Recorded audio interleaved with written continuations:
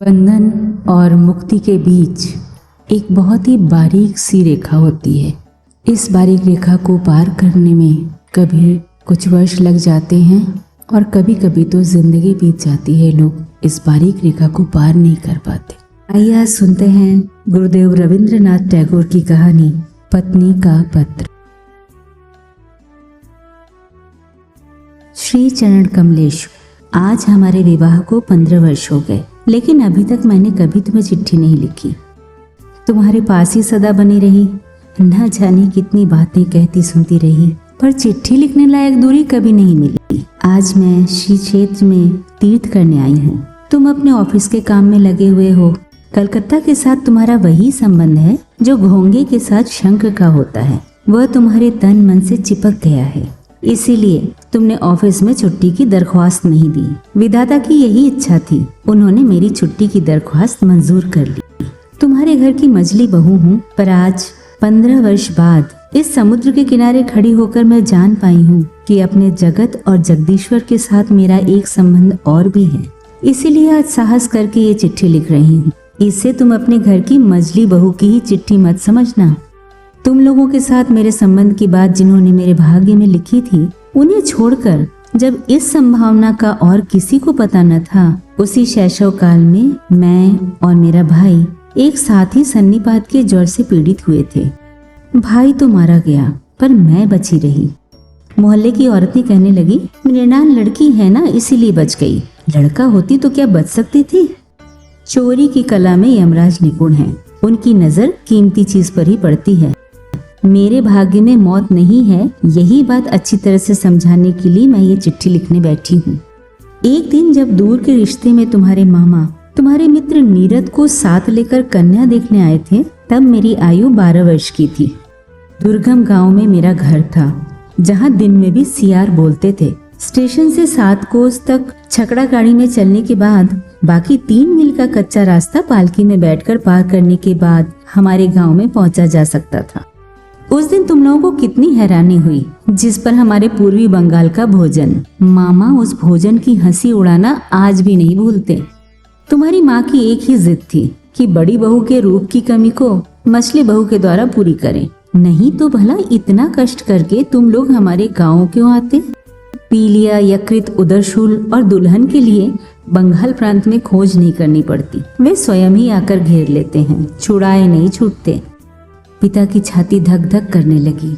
माँ दुर्गा का नाम जपने लगी। शहर के देवता को गांव का पुजारी क्या देकर संतुष्ट करे। बेटी के रूप का भरोसा था, लेकिन स्वयं बेटी में उस रूप का कोई मूल्य नहीं होता। देखने आया हुआ व्यक्ति उसका जो मूल्य दे वही उसका मूल्य होता है। इसीलिए तो 1000 रूप गुण होने पर भी लड़कियों का संकोच किसी भी तरह दूर नहीं होता। सारे घर का, यही नहीं सारे मोहल्ले का ये आतंक मेरी छाती पर पत्थर की तरह जमकर बैठ गया। आकाश का सारा उजाला और संसार की समस्त शक्ति उस दिन मानो इस 12 वर्षीय ग्रामीण लड़की को 2 परीक्षकों की 2 जोड़ी आंखों के सामने कस कर पकड़ रखने के लिए चपरासीगिरी कर रही थी। मुझे कहीं छिपने की जगह न मिली।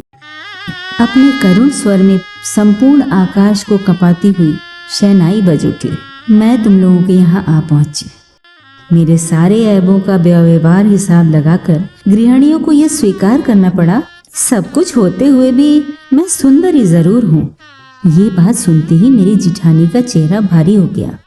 लेकिन सोचती हूँ, मुझे रूप की जरूरत ही क्या थी। रूप नामक वस्तु को अगर किसी त्रिपुंडी पंडित ने गंगा मिट्टी से गढ़ा हो तो उसका आदर हो, लेकिन उसे तो विधाता ने केवल अपने आनंद से निर्मित किया है। इसलिए तुम्हारे धर्म के संसार में उसका कोई मूल्य नहीं। मैं रूपवती हूँ, इस बात को भूलने में तुम्हें बहुत दिन नहीं लगे, लेकिन मुझ में बुद्धि भी है। ये बात तुम लोगों को पग पग पर याद करनी पड़ी। मेरी ये बुद्धि इतनी प्रकृत है कि तुम लोगों की घर गृहस्थी में इतना समय काट देने के बाद भी वो आज भी टिकी हुई है। मेरी इस बुद्धि से माँ बड़ी चिंतित रहती थी। नारी के लिए तो ये एक बला ही है। बाधाओं को मानकर चलना जिसका काम है, वो यदि बुद्धि को मानकर चलना चाहे तो ठोकर खा खाकर उसका सिर फूटेगा ही। लेकिन तुम ही बताओ, मैं क्या करूं? तुम लोगों के घर की बहू को जितनी बुद्धि की जरूरत है, विधाता ने लापरवाही में मुझे उससे बहुत ज्यादा बुद्धि दे डाली है। अब मैं उसे लौटाऊं भी तो किसको? तुम लोग मुझे पुरखिन कह कह कर दिन रात गाली देते रहते। अक्षम्य को कड़ी बात कहने से ही सांत्वना मिलती है, इसीलिए मैंने उसको क्षमा कर दिया। मेरी एक बात तुम्हारी घर गृहस्थी से बाहर थी, जिसे तुम में से कोई नहीं जानता। मैं तुम सबसे छिपकर कविता लिखा करती थी। वो भले ही कूड़ा करकट क्यों न हो, उस पर तुम्हारे अंतःपुर की दीवार न उठ सकी। वहीं मुझे मृत्यु मिलती थी, वहीं पर मैं रो पाती थी। मेरे भीतर तुम लोगों की मछली बहू के अतिरिक्त जो कुछ था, उसे तुम लोगों ने कभी पसंद नहीं किया, क्योंकि उसे तुम लोग पहचान ही नहीं पाए। मैं कवि हूँ, ये बात 15 वर्ष में भी तुम लोगों की पकड़ में नहीं आई। तुम लोगों के घर की प्रथम स्मृतियों में मेरे मन में जो सबसे ज्यादा जगती रहती है, वह है तुम लोगों की गौशाला। अंतःपुर को जाने वाली जीने की बगल के कोठे में तुम लोगों की गौवें रहती हैं। सामने के आंगन को छोड़कर उनके हिलने डुलने के लिए और कोई जगह न थी। आंगन के कोने में गायों को भूसा देने के लिए काठ की नाद थी। सवेरे नौकर चाकर तरह तरह के काम करते रहते, इसलिए भूखी गायें नाद के किनारों को चाट चाट कर चबा चबा कर खुरस देती। मेरा मन रोने लगता। मैं गंवई गांव की बेटी जिस दिन पहली बार तुम्हारे घर में आई, उस दिन उस बड़े शहर के बीच मुझे वो 2 गायें और 3 बछड़े चिर परिचित आदमी जैसे जान पड़े। जितने दिन मैं रही, बहू रही, खुद न खाकर छिपा छिपा कर मैं उन्हें खिलाती रही। जब बड़ी हुई तब गौवों के प्रति मेरी प्रत्यक्ष ममता देखकर मेरे साथ हंसी मजाक करने का संबंध रखने वाले लोग मेरे गोत्र के बारे में संदेह प्रकट करते रहे। मेरी बेटी जन्मते ही मर गई। जाते समय उसने साथ चलने के लिए मुझे भी पुकारा था। अगर वो बची रहती तो मेरे जीवन में जो कुछ महान है, जो कुछ सत्य है, वो सब मुझे ला देती। तब मैं मझली बहू से एकदम माँ बन जाती। गृहस्थी में बनी रहने पर भी माँ विश्व भर की माँ होती है, पर मुझे माँ होने की वेदना ही मिली, मातृत्व की मुक्ति प्राप्त नहीं हुई। मुझे याद है अंग्रेज डॉक्टर को हमारे घर का भीतरी भाग देखकर बड़ा आश्चर्य हुआ था और जच्चा घर देखकर नाराज होकर उसने डांट फटकार भी लगाई थी। सदर में तो तुम लोगों का छोटा सा बाग है, कमरे में भी साज सज्जा की कोई कमी नहीं, पर भीतर का भाग मानो पश्मीने के काम की उल्टी परत हो। वहाँ न कोई लज्जा है, न सौंदर्य, न श्रृंगार। उजाला वहाँ टिमटिमाता रहता है, हवा चोर की भांति प्रवेश करती है। आंगन का कूड़ा करकट हटने का नाम ही नहीं लेता। फर्श और दीवार पर कालीमा अक्षय बनकर विराजती है। लेकिन डॉक्टर ने एक भूल की थी। उसने सोचा था कि शायद इससे हमको रात दिन दुख होता होगा। बात बिल्कुल उल्टी है। अनादर नाम की चीज राख की तरह होती है। वो शायद भीतर ही भीतर आग को बनाए रहती है, लेकिन ऊपर से उसके ताप को प्रकट नहीं होने देती। जब आत्मसम्मान घट जाता है तब अनादर में अन्याय भी नहीं दिखाई देता, इसीलिए उसकी पीड़ा नहीं होती। यही कारण है कि नारी दुख का अनुभव करने में ही लज्जा पाती है। इसीलिए मैं कहती हूँ, अगर तुम लोगों की व्यवस्था यही है कि नारी को दुख पाना ही होगा, तो फिर जहाँ तक संभव हो उसे अनादर में रखना ही ठीक है। आदर से दुख की व्यथा और बढ़ जाती है। तुम मुझे चाहे जैसे रखते रहे, मुझे दुख है ये बात कभी मेरे ख्याल में भी न आई।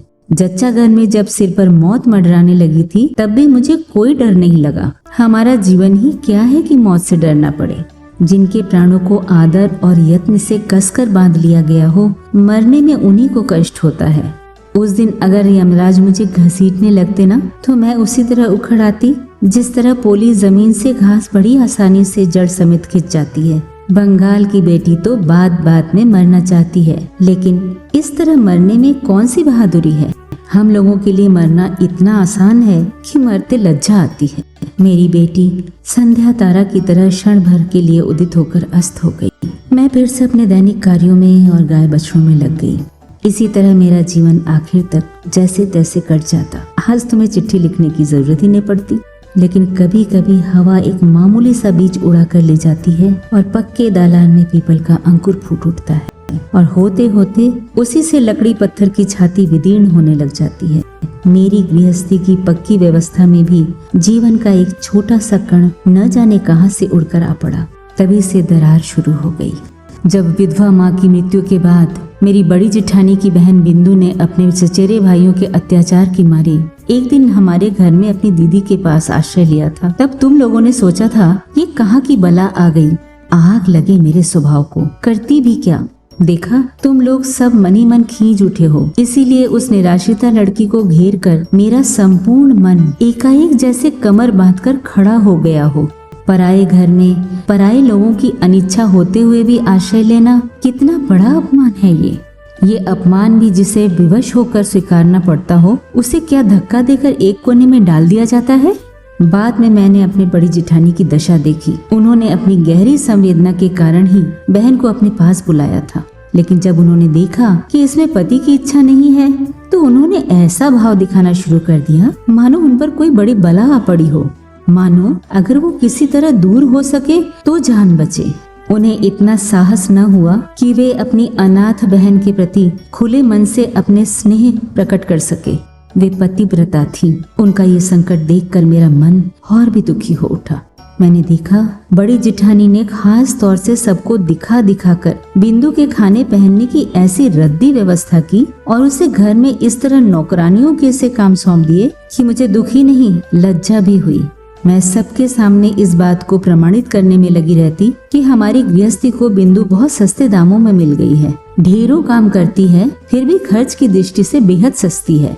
मेरी बड़ी जिठानी के पितृवंश में कुल के अलावा और कोई बड़ी चीज न थी, न रूप था न धन। किस तरह मेरे ससुर के पैरों पड़ने पर तुम लोगों के घर में उनका ब्याह हुआ था, ये बात तुम अच्छी तरह जानते हो। मैं सदा यही सोचती रही कि उनका विवाह तुम्हारे वंश के प्रति बड़ा भारी अपराध था, इसीलिए वे सब बातों में अपने आप को भरसक दूर रखकर अपने को छोटा मानकर तुम्हारे घर में बहुत ही थोड़ी जगह में सिमट कर रहती थी। लेकिन उनके इस प्रशंसनीय उदाहरण से हम लोगों को बड़ी कठिनाई होती रही। मैं अपने आप को हर तरफ से इतना छोटा नहीं बना पाती। मैं जिस बात को अच्छा समझती हूँ उसे किसी और की खातिर बुरा समझने को मैं उचित नहीं मानती।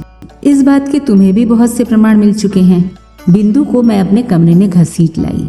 जीजी कहने लगी, मजली बहू गरीब घर की बेटी का दिमाग खराब कर डालेगी। वे सबसे मेरी इस ढंग से शिकायत करती फिरती थी मानो मैंने कोई भारी आफत ढा दी हो। लेकिन मैं अच्छी तरह जानती हूँ वे मन ही मन सोचती थी कि जान बची।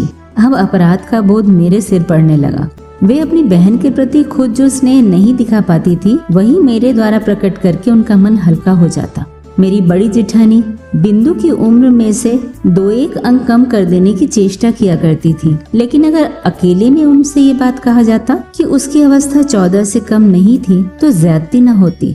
तुम्हें तो मालूम है, देखने में वो इतनी कुरूप थी कि अगर वो फर्श पर गिरकर अपना सिर फोड़ लेती तो भी लोगों को घर के फर्श की ही चिंता होती। यही कारण है कि माता पिता के न होने पर ऐसा कोई न था जो उसके विवाह की सोचता, और ऐसे लोग भी भला कितने थे जिनके प्राणों में इतना बल हो कि उससे ब्याह कर सके। बिंदु बहुत डरती डरती मेरे पास आई, मानो अगर मेरी देह उससे छू जाएगी तो मैं सह नहीं पाऊंगी, मानो संसार में उसको जन्म लेने का कोई अधिकार ही न था। इसीलिए वो हमेशा अलग हटकर आंख बचाकर चलती। उसके पिता के यहाँ उसके चचेरे भाई उसके लिए ऐसा एक भी कोना नहीं छोड़ना चाहते थे जिसमें वो फालतू चीज की तरह पड़ी रह सके। फालतू कूड़े को घर के आसपास अनायास ही स्थान मिल जाता है क्योंकि मनुष्य उसको भूल जाता है, लेकिन अनावश्यक लड़की एक तो अनावश्यक होती है, दूसरे उसको भूलना भी कठिन होता है, इसलिए उसके लिए घूरे पर भी जगह नहीं होती। फिर भी ये कैसे कहा जा सकता है कि उसके चचेरे भाई ही संसार में परम आवश्यक पदार्थ थे। जो हो वे लोग थे खूब। यही कारण है कि जब मैं बिंदु को अपने कमरे में बुला लाई तो उसकी छाती धक धक करने लग गई। उसका डर देखकर मुझे बड़ा दुख हुआ। मेरे कमरे में उसके लिए थोड़ी सी जगह है, ये बात मैंने उसे बड़े प्यार से समझाई। लेकिन मेरा कमरा एक मेरा ही कमरा तो था नहीं, इसलिए मेरा काम आसान नहीं हुआ। मेरे पास 2-4 दिन रहने पर ही उसके शरीर में न जाने लाल लाल क्या निकल आया। शायद अमोरी रही होगी या ऐसा ही कुछ। तुमने कहा शीतला, क्यों ना हो, वो बिंदु थी ना। तुम्हारे मोहल्ले के एक अनाड़ी डॉक्टर ने आकर बताया 2-1 दिन और देखे बिना ठीक से कुछ कहा नहीं जा सकता। लेकिन 2-1 दिन तक धीरज किसको होता। बिंदु तो अपनी बीमारी की लज्जा से ही मरी जा रही थी। मैंने कहा, शीतला है तो हो, मैं उसे अपने जच्चा घर में लिवा ले जाऊंगी और किसी को कुछ करने की जरूरत नहीं। इस बात पर जब तुम सब लोग मेरे ऊपर भड़ककर क्रोध की मूर्ति बन गए, यही नहीं, जब बिंदु की जीजी भी बड़ी परेशानी दिखाती हुई उस अभागी लड़की को अस्पताल भेजने का प्रस्ताव करने लगी, तभी उसके शरीर के वे सारे लाल लाल दाग एकदम विलीन हो गए। मैंने देखा कि इस बात से तुम लोग और भी व्यग्र हो उठे। कहने लगे, अब तो वाकई शीतला बैठ गई है। क्यों ना हो, वो बिंदु थी ना। अनादर के पालन पोषण में एक बड़ा गुण है, शरीर को वो एकदम अजर अमर कर देता है। बीमारी आने का नाम ही नहीं लेती। मरने के सारे आम रास्ते बिल्कुल बंद हो जाते हैं। इसीलिए रोग उसके साथ मजाक करके चला गया। हुआ कुछ नहीं, लेकिन ये बात अच्छी तरह स्पष्ट हो गई कि संसार में ज्यादा साधनहीन व्यक्ति को आश्रय देना ही सबसे कठिन है। आश्रय की आवश्यकता उसको जितनी अधिक होती है, आश्रय की बाधाएं भी उसके लिए उतनी ही विषम होती हैं। बिंदु के मन से जब मेरा डर जाता रहा, तब उसको एक और कुग्रह ने पकड़ लिया। वो मुझे इतना प्यार करने लगी कि मुझे डर होने लगा। स्नेह की ऐसी मूर्ति तो संसार में पहले कभी देखी ही नहीं थी। पुस्तकों में पढ़ा अवश्य था, पर वो भी स्त्री पुरुष के बीच ही। बहुत दिनों से ऐसी कोई घटना नहीं हुई थी कि मुझे अपने रूप की बात याद आती। अब इतने दिनों बाद वो कुरूप लड़की मेरे उसी रूप के पीछे पड़ गई। रात दिन मेरा मुंह देखते रहने पर भी उसकी आंखों की प्यास नहीं बुझती थी। कहती, जीजी, तुम्हारा ये मुंह मेरे अलावा और कोई नहीं देख पाता। जिस दिन मैं स्वयं ही अपने केश बांध लेती, उस दिन वो बहुत रूठ जाती। अपने हाथों से मेरे केश भार को हिलाने डुलाने में उसे बड़ा आनंद आता। कभी कहीं दावत में जाने के अतिरिक्त और कभी तो मुझे साज श्रृंगार की आवश्यकता पड़ती ही न थी, लेकिन बिंदु मुझे तंग कर करके थोड़ा बहुत सजाती रहती। वो लड़की मुझे लेकर बिल्कुल पागल हो गई थी। तुम्हारे घर के भीतरी हिस्से में कहीं रत्ती भर भी मिट्टी न थी। उत्तर की ओर दीवार में नाली के किनारे न जाने कैसे एक गाब का पौधा निकला। जिस दिन देखती थी कि उस गाब के पौधे में नई लाल लाल कोपलें निकल आई हैं, उसी दिन जान पड़ता कि धरती पर वसंत आ गया है। और जिस दिन मेरी घर गृहस्थी में जुटी हुई इस अनाकृत लड़की के मन का ओर छोर किसी तरह रंग उठा, उस दिन मैंने जाना हृदय के जगत में भी वसंत की हवा बहती है। वो किसी स्वर्ग से आती है, गली के मोड़ से नहीं। बिंदु के स्नेह के दुस्सह वेग ने मुझे अधीर कर डाला था। मैं मानती हूँ कि मुझे कभी कभार उस पर क्रोध आ जाता, लेकिन उस स्नेह में मैंने अपना एक ऐसा रूप देखा जो जीवन में मैं पहले कभी नहीं देख पाई थी। वही मेरा मुख्य स्वरूप है। इधर मैं बिंदु जैसी लड़की को जो इतना लाड़ प्यार करती थी, ये बात तुम लोगों को बड़ी ज्यादती लगी। इसे लेकर बराबर खटपट होने लगी। जिस दिन मेरे कमरे से बाजूबंद चोरी हुआ, उस दिन इस बात का आभास देते हुए तुम लोगों को तनिक भी लज्जा न आई कि इस चोरी में किसी न किसी रूप में बिंदु का हाथ है। जब स्वदेशी आंदोलनों में लोगों के घर की तलाशियां होने लगी, तब तुम लोग अनायास ही यह संदेह कर बैठे कि बिंदु पुलिस द्वारा रखी गई स्त्री गुप्तचर है। इसका और तो कोई प्रमाण न था। प्रमाण बस इतना ही था कि वो बिंदु थी। तुम लोगों के घर की दासियां उनका कोई भी काम करने से इनकार कर देती थी। उनमें से किसी से अपना काम के लिए कहने में वो लड़की भी संकोच के मारे जड़वत हो जाती थी। इन्हीं सब कारणों से उसके लिए मेरा खर्च बढ़ गया। मैंने खास तौर से अलग से एक दासी रख ली। ये बात तुम लोगों को अच्छी नहीं लगी। बिंदु को पहनने के लिए मैं जो कपड़े देती थी, उसे देखकर तुम इतने क्रुद्ध हुए कि तुमने मेरा हाथ खर्च के रुपए ही बंद कर दिए। दूसरे ही दिन से मैंने 1.25 रुपए जोड़ी की मोटी कोरी मिल की धोती पहनना शुरू कर दिया। और जब मोती की माँ मेरी जूठी थाली उठाने के लिए आई, तो मैंने उसको मना कर दिया। मैंने खुद जूठा भात बछड़े को खिलाने के बाद आंगन के नल पर जाकर बर्तन मल लिए। एक दिन एकाएक इस दृश्य को देखकर तुम प्रसन्न न हो सके। मेरी खुशी के बिना तो काम चल सकता है, पर तुम लोगों की खुशी के बिना नहीं चल सकता। ये बात आज तक मेरी समझ में नहीं आई। उधर ज्यों ज्यों तुम लोगों का क्रोध बढ़ता जा रहा था, त्यों तो बिंदु की आयु भी बढ़ती जा रही थी। इस स्वाभाविक बात पर तुम लोग अस्वाभाविक ढंग से परेशान हो उठे थे। एक बात याद करके मुझे आश्चर्य होता रहा है कि तुम लोगों ने बिंदु को जबरदस्ती अपने घर से विदा क्यों नहीं कर दिया। मैं अच्छी तरह समझती हूँ कि तुम लोग मन ही मन मुझसे डरते थे। विधाता ने मुझे बुद्धि दी है। भीतर ही भीतर इस बात की खातिर किए बिना तुम लोगों को चैन नहीं पड़ता था। अंत में अपनी शक्ति से बिंदु को विदा करने में असमर्थ होकर तुम लोगों ने प्रजापति देवता की शरण ली। बिंदु का वर ठीक हुआ। बड़ी जेठानी बोली, जान बची। माँ काली ने अपने वंश की लाज रख ली। वर कैसा था मैं नहीं जानती। तुम लोगों से सुना था कि सब बातों में अच्छा है। बिंदु मेरे पैरों से लिपट कर रोने लगी। बोली, चीची, मेरा ब्याह क्यों कर रही हो भला। मैंने उसको समझाते बुझाते कहा, बिंदु डर मत, मैंने सुना है तेरा वर अच्छा है। बिंदु बोली, अगर वर अच्छा है तो मुझ में भला ऐसा क्या है जो उसे पसंद आ सके। लेकिन वर पक्ष वालों ने तो बिंदु को देखने के लिए आने का नाम भी न लिया। बड़ी जीजी तो इससे बड़ी निश्चिंत हो गई, लेकिन बिंदु रात दिन रोती रहती, चुप होने का नाम ही नहीं लेती। उसको क्या कष्ट है ये मैं जानती थी। बिंदु के लिए मैंने घर में बहुत बार झगड़ा किया था, लेकिन उसका ब्याह रुक जाए ये बात कहने का साहस नहीं होता था। कहते भी किस बल पर। मैं अगर मर जाती तो उसकी क्या दशा होती। एक तो लड़की जिस पर काली जिसके यहाँ जा रही है, वहाँ उसकी क्या दशा होगी। इन बातों की चिंता न करना ही अच्छा था। सोचती तो प्राण कहाँ उठते। बिंदु ने कहा, जी ब्याह के अभी 5 दिन और हैं, इस बीच क्या मुझे मौत नहीं आएगी।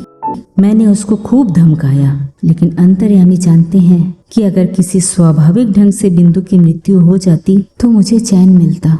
ब्याह के 1 दिन पहले बिंदु ने अपनी जीजी के पास जाकर कहा, जीजी मैं तुम लोगों की गौशाला में पड़ी रहूंगी, जो कहोगी वही करूंगी। मैं तुम्हारे पैरों पड़ती हूँ, मुझे इस तरह मत धकेलो। कुछ दिनों से जीजी की आंखों से चोरी चोरी आंसू झर रहे थे। उस दिन भी झरने लगे, लेकिन सिर्फ हृदय ही तो नहीं होता ना, शास्त्र भी तो है। उन्होंने कहा, बिंदु जानती नहीं, स्त्री की गति मुक्ति सब कुछ पति ही है। भाग्य में अगर दुख लिखा है तो उसे कोई मिटा नहीं सकता। असली बात तो ये थी कि कहीं कोई रास्ता ही न था। बिंदु को ब्याह तो करना ही पड़ेगा, फिर जो हो सो हो। मैं चाहती थी कि विवाह हमारे ही घर से हो, लेकिन तुम लोग कह बैठे वर के ही घर में हो, उनके कुल की यही रीति है।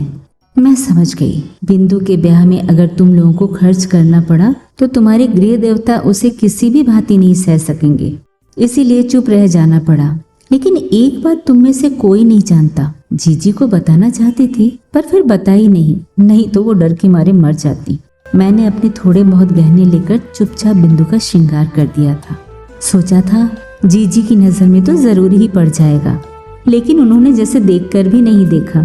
दुहाई है धर्म की, इसके लिए तुम उन्हें क्षमा कर देना। जाते समय बिंदु मुझसे लिपट कर बोली, जीजी तो क्या तुम लोगों ने मुझे एकदम त्याग दिया। मैंने कहा, नहीं बिंदु, तुम चाहे जैसी हालत में रहो, प्राण रहते मैं तुम्हें नहीं त्याग सकती।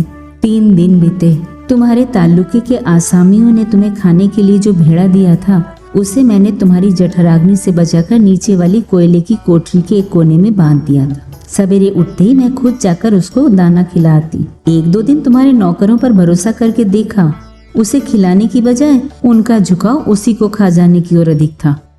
उस दिन सवेरे कोठरी में गई तो देखा बिंदु एक कोने में गुड़मुड़ होकर बैठी हुई है। मुझे देखते ही मेरे पैर पकड़कर चुपचाप रोने लगी। बिंदु का पति पागल था। सच कह रही है बिंदु, तुम्हारे सामने क्या मैं इतना बड़ा झूठ बोल सकती हूँ दीदी। वो पागल है। इस विवाह में ससुर की सम्मति नहीं थी, लेकिन वे मेरी सास से यमराज की तरह डरते थे। ब्याह के पहले ही काशी चल दिए थे। सास ने जिद करके अपने लड़के को ब्याह कर लिया। मैं वहीं कोयले के ढेर पर बैठ गई। स्त्री पर स्त्री को दया नहीं आती। कहती है कोई लड़की थोड़ी ही है, लड़का पागल है तो हो, है तो पुरुष। देखने में बिंदु का पति पागल नहीं लगता, लेकिन कभी कभी उसे ऐसा उन्माद चढ़ता कि उसे कमरे में ताला बंद करके रखना पड़ता। ब्याह की रात वो ठीक था, लेकिन रात में जगते रहने के कारण और इसी तरह के और झंझटों के कारण दूसरे दिन से उसका दिमाग बिल्कुल खराब हो गया। बिंदु दोपहर को पीतल की थाली में भात खाने बैठी थी। अचानक उसके पति ने भात समेत थाली उठाकर आंगन में फेंक दी। न जाने क्यों अचानक उसको लगा मानो बिंदु रानी रासमनी हो। नौकर ने हो न हो चोरी से उसी के सोने की थाल में रानी के खाने के लिए भात दिया हो, इसलिए उसे क्रोध आ गया था। बिंदु तो डर के मारे मरी जा रही थी।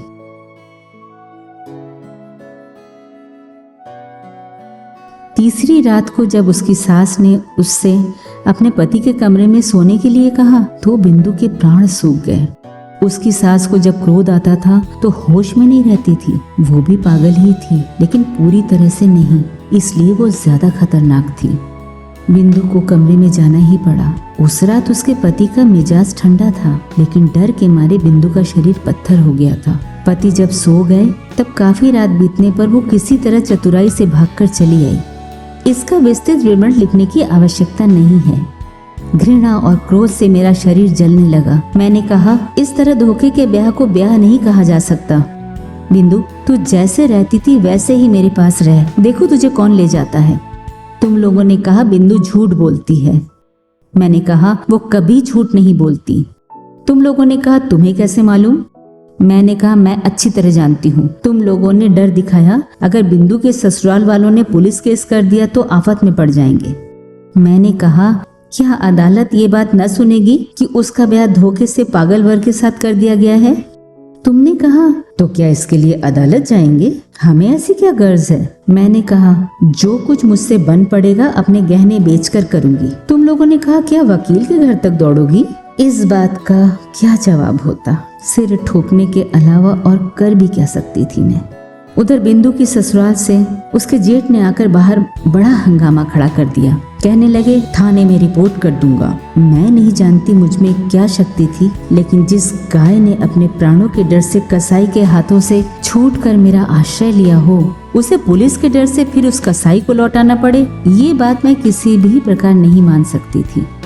मैंने हिम्मत करके कहा, करने दो थाने में रिपोर्ट। इतना कहकर मैंने सोचा कि अब बिंदु को अपने सोने के कमरे में ले जाकर कमरे में ताला लगाकर बैठ जाऊं, लेकिन खोजा तो बिंदु का कहीं पता नहीं। जिस समय तुम लोगों से मेरी बहस चल रही थी, उसी समय बिंदु ने स्वयं बाहर निकलकर अपने जेठ को आत्मसमर्पण कर दिया था। वो समझ गई थी कि अगर वो इस घर में रही तो मैं बड़ी आफत में पड़ जाऊंगी। बीच में भाग आने से बिंदु ने अपना दुख और भी बढ़ा लिया था। उसकी सास का तर्क था कि उनका लड़का उसको खाए तो नहीं जा रहा था ना। संसार में बुरे पति के उदाहरण दुर्लभ भी नहीं है। उनकी तुलना में तो उनका लड़का सोने का चांद था। मेरी बड़ी जिठानी ने कहा, जिसका भाग्य ही खराब हो उसके लिए रोने से क्या फायदा। पागल वागल जो भी हो, है तो स्वामी ही ना।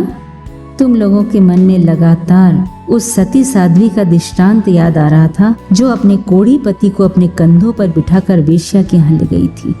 संसार भर में कायरता के इस सबसे अधम आख्यान का प्रचार करते हुए तुम लोगों के पुरुष मन को कभी तनिक भी संकोच न हुआ। इसलिए मानव जन्म पाकर भी तुम लोग बिंदु के व्यवहार पर क्रोध कर सके। उससे तुम्हारा सिर नहीं झुका। बिंदु के लिए मेरी छाती फटी जा रही थी, लेकिन तुम लोगों का व्यवहार देखकर मेरी लज्जा का अंत न था। मैं तो गांव की लड़की थी जिस पर तुम लोगों के घर आ पड़ी। फिर भगवान ने न जाने किस तरह मुझे ऐसी बुद्धि दे दी। धर्म संबंधी तुम लोगों की ये चर्चा मुझे किसी भी प्रकार सहन नहीं हुई। मैं निश्चय पूर्वक जानती थी कि बिंदु मर भले ही जाए, वो अब हमारे घर लौटकर नहीं आएगी। लेकिन मैं तो उसे ब्याह के एक दिन पहले ये आशा दिला चुकी थी कि प्राण रहते उसे नहीं छोड़ूंगी। मेरा छोटा भाई शरद कलकत्ता में कॉलेज में पढ़ता था। तुम तो जानते ही हो, तरह तरह के वॉलेंटियरिंग करना, लेग वाले मोहल्ले में चूहे मारना, दामोदर में बाढ़ आने की खबर सुनकर दौड़ पड़ना, इन सब बातों में उसका इतना उत्साह था कि एफए की परीक्षा में लगातार 2 बार फेल होने पर भी उसके उत्साह में कोई कमी नहीं आई। मैंने उसे बुलाकर कहा, शरद, जैसे भी हो बिंदु की खबर पाने का इंतजाम तुझे करना ही पड़ेगा। बिंदु को मुझे चिट्ठी भेजने का साहस नहीं होगा। वो भेजे भी तो मुझे मिल नहीं सकेगी। इस काम के बजाय यदि मैं उससे डाका डालकर बिंदु को लाने की बात कहती या उसके पागल स्वामी का सिर फोड़ देने के लिए कहती तो उससे ज्यादा खुशी होती। शरद के साथ बातचीत करी रही थी, तभी तुमने कमरे में आकर कहा, तुम फिर ये क्या बखेड़ा कर रही हो? मैंने कहा, वही जो शुरू से करती आई हूँ जब से तुम्हारे घर आई हूँ। लेकिन नहीं, वो तो तुम्ही लोगों की कीर्ति है। तुमने पूछा, बिंदु को लाकर फिर कहीं छिपा रखा है क्या? मैंने कहा, बिंदु अगर आती तो मैं जरूर ही छिपा कर रख लेती, लेकिन वो अब नहीं आएगी। तुम्हें डरने की कोई जरूरत नहीं है। शरद को मेरे पास देखकर तुम्हारा संदेह और भी बढ़ गया। मैं जानती थी कि शरद का हमारे यहाँ आना जाना तुम लोगों को पसंद नहीं। तुम्हें डर था कि उस पर पुलिस की नजर है। अगर कभी किसी राजनीतिक मामले में फंस गया तो तुम्हें भी फंसा डालेगा। इसीलिए मैं भैया दूज का तिलक भी आदमी के हाथों उसी के पास भिजवा देती थी, अपने घर नहीं बुलाती थी। एक दिन तुमसे सुना कि बिंदु फिर भाग गई है, इसलिए उसका जेठ हमारे घर उसे खोजने आया है। सुनते ही मेरी छाती में शूल चुभ गए। अभागिनी का असह्य कष्ट तो मैं समझ गई, पर फिर भी कुछ करने का कोई रास्ता न था। शरद पता करने दौड़ा। शाम को लौटकर मुझसे बोला, बिंदु अपने चचेरे भाइयों के यहाँ गई थी। लेकिन उन्होंने अत्यंत क्रुद्ध होकर उसी वक्त उसे फिर ससुराल पहुंचा दिया। इसके लिए उन्हें हर जाने का और गाड़ी के किराए का जो दंड भोगना पड़ा, उसकी खार अब भी उनके मन से नहीं गई है। श्री क्षेत्र की तीर्थ यात्रा करने के लिए तुम लोगों की काकी तुम्हारे यहाँ आकर ठहरी। मैंने तुमसे कहा मैं भी जाऊंगी। अचानक मेरे मन में धर्म के प्रति यह श्रद्धा देखकर तुम इतने खुश हुए कि तुमने तनिक भी आपत्ति नहीं की। तुम्हें इस बात का भी ध्यान था कि अगर मैं कलकत्ता में रही तो फिर किसी न किसी दिन बिंदु को लेकर झगड़ा कर बैठूंगी। मेरे मारे तुम्हें बड़ी परेशानी थी। मुझे बुधवार को चलना था, रविवार को ही सब ठीक ठाक हो गया। मैंने शरद को बुलाकर कहा, जैसे भी हो बुधवार को पूरी जाने वाली गाड़ी में तुझे बिंदु को चढ़ा ही देना पड़ेगा। शरद का चेहरा खिल उठा। वो बोला, डर की कोई बात नहीं है जीजी, मैं उसे गाड़ी में बिठाकर पूरी तक चला चलूंगा। अरे इसी बहाने जगन्नाथ जी के दर्शन भी हो जाएंगे। उसी दिन शाम को शरद फिर आया। उसका मुंह देखते ही मेरा दिल बैठ गया। मैंने पूछा, क्या बात है शरद, शायद कोई रास्ता नहीं निकला? वो बोला, नहीं। मैंने पूछा, क्या उसे राजी नहीं कर पाए? उसने कहा, अब जरूरत भी नहीं है। कल रात अपने कपड़ों में आग लगाकर वो आत्महत्या करके मर गई। उस घर में जिस भतीजे से मैंने मेल बढ़ा लिया था, उसी से खबर मिली कि तुम्हारे नाम वो एक चिट्ठी रख गई थी, लेकिन वो चिट्ठी उन लोगों ने नष्ट कर दी। चलो, छुट्टी हुई। गांव भर के लोग चीख उठे, कहने लगे, लड़कियों का कपड़ों में आग लगाकर मर जाना तो अब एक फैशन हो गया है।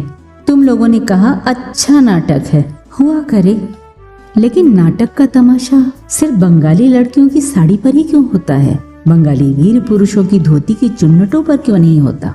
ये भी तो सोचकर देखना चाहिए। ऐसा ही था बिंदु का दुर्भाग्य। जितने दिन जीवित रही तनिक भी यश नहीं मिल सका, न रूप का न गुण का। मरते वक्त भी ये नहीं हुआ कि सोच समझकर कुछ ऐसे नए ढंग से मरती कि दुनिया भर के लोग खुशी से ताली बजा उठते।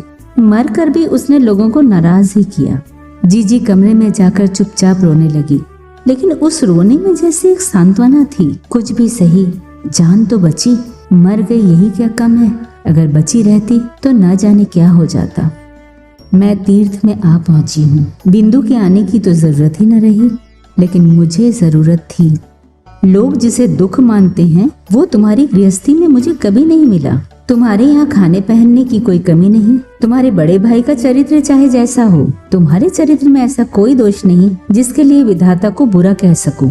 वैसे अगर तुम्हारा स्वभाव तुम्हारे बड़े भाई की तरह भी होता तो भी शायद मेरे दिन करीब करीब ऐसे ही कट जाते और मैं अपनी सती साध्वी बड़ी जिठानी की तरह पति देवता को दोष देने के बजाय विश्व देवता को ही दोष देने की चेष्टा करती। अतएव मैं तुमसे कोई शिकायत नहीं करना चाहती।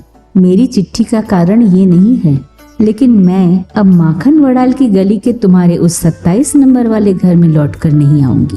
मैं बिंदु को देख चुकी हूँ। इस संसार में नारी का सच्चा परिचय क्या है ये मैं पा चुकी हूँ। अब तुम्हारी कोई जरूरत नहीं। और फिर मैंने ये भी देखा है कि वो लड़की ही क्यों न हो, भगवान ने उसका त्याग नहीं किया। उस पर तुम लोगों का चाहे कितना ही जोर क्यों न रहा हो, वो उसका अंत नहीं था। वो अपने अभागे मानव शरीर से बड़ी थी। तुम लोगों के पैर इतने लंबे नहीं थे कि तुम मनमाने ढंग से अपने हिसाब से उसके जीवन को सदा के लिए उनसे दबा कर रख सकते। मृत्यु तुम लोगों से भी बड़ी है। अपनी मृत्यु में वो महान है।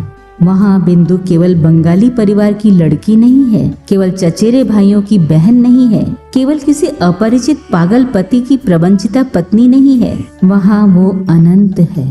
मृत्यु की उस वंशी का स्वर उस बालिका के भग्न हृदय से निकलकर जब मेरे जीवन की यमुना के पास बजने लगा तो पहले पहल मानो मेरी छाती में कोई बाण बिध गया हो। मैंने विधाता से प्रश्न किया, इस संसार में जो सबसे अधिक तुच्छ है वही सबसे अधिक कठिन क्यों है? इस गली में 4 दीवारी से घिरे इस निरानंद स्थान में ये जो तुच्छतम बुद्बुद है वो इतनी भयंकर बाधा कैसे बन गया? तुम्हारा संसार अपनी षट नीतियों से शुदा पात्र को संभाले कितना ही क्यों न पुकारे, मैं उस अंतःपुर की जरा सी चौखट को क्षण भर के लिए भी पार क्यों न कर सकी। ऐसे संसार में ऐसा जीवन लेकर मुझे इस अत्यंत तुच्छ काठ पत्थर की आड़ में ही तिल तिल कर क्यों मरना होगा? कितनी तुच्छ है ये मेरी प्रतिदिन की जीवन यात्रा। इसके बंधे नियम, बंधे अभ्यास, बंधी हुई बोली, बंधी हुई मार, सब कितना तुच्छ। फिर भी क्या अंत में दीनता के उस नागपाश बंधन की ही जीत होगी और तुम्हारे अपने इस आनंद लोक की, इस सृष्टि की हार? लेकिन मृत्यु की वंशी बजने लगी। कहाँ गई राजमिस्त्रियों की बनाई हुई वो दीवार? कहाँ गया तुम्हारे घोर नियमों से बंधा वो कांटों का घेरा? कौन सा है वो दुख, कौन सा है वो अपमान जो मनुष्य को बंदी बनाकर रख सकता है? ये लो, मृत्यु के हाथ में जीवन की जय पताका उड़ रही है। हरी मछली बहू, तुझे डरने की कोई जरूरत नहीं। मछली बहू के इस तेरे खोल को छिन्न होते एक निमेष भी न लगा। तुम्हारी गली का मुझे कोई डर नहीं। आज मेरे सामने नीला समुद्र है, मेरे सिर पर आषाढ़ के बादल। तुम लोगों की रीति नीति के अंधेरे ने अब तक मुझे ढक रखा था। बिंदु ने आकर क्षण भर के लिए उस आवरण के छेद में से मुझे देख लिया। वही लड़की अपनी मृत्यु द्वारा सिर से पैर तक मेरा वो आवरण उगाड़ गई है। आज बाहर आकर देखती हूँ, अपना गौरव रखने के लिए कहीं जगह ही नहीं है। मेरा ये अनाकृत रूप जिनकी आंखों को भाया है, वे सुंदर आज संपूर्ण आकाश से मुझे निहार रहे हैं। अब मछली बहू की खैर नहीं। तुम सोच रहे होगे मैं मरने जा रही हूँ। डरने की कोई बात नहीं। तुम लोगों के साथ मैं ऐसा पुराना मजाक नहीं करूंगी। मीराबाई भी तो मेरी ही तरह नारी थी। उनकी जंजीरें भी तो कम भारी नहीं थी। बचने के लिए उनको तो मरना नहीं पड़ा। मीराबाई ने अपने गीत में लिखा था, बाप छोड़े माँ छोड़े, जहाँ कहीं जो भी है सब छोड़ दे, लेकिन मीरा की लगन वहीं रहेगी प्रभु। अब जो होना है सो हो। ये लगन ही तो जीवन है। मैं अभी जीवित रहूंगी। मैं बच गई। तुम लोगों के चरणों के आश्रय से छूटी हुई मृणालिनी। যদি তোর ডাক শুনে কেউ না আসে তবে একলা চলো